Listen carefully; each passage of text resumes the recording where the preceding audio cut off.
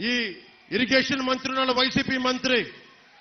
Polavaram project ఎప్పుడంటే అబ్బని తీయని దెబ్బ, ఎంత కమ్మగా ఉందో అబ్బా అని దానికి డాన్స్ ప్రాక్టీసులు తప్ప ఎవరైనా మంత్రి పోలవరం ప్రాజెక్ట్ ఎప్పుడు నిర్మిస్తారంటే మేము పలానా సమయంలో నిర్మిస్తాం బాధ్యతగా మాట్లాడటం.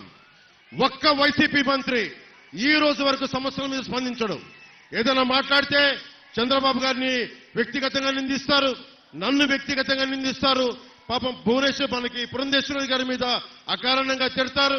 అంతే తప్ప మనం అడిగిన దానికి ఒక్కదానికి సమాధానం చెప్పరు. మేమేం అడుగుతున్నాం?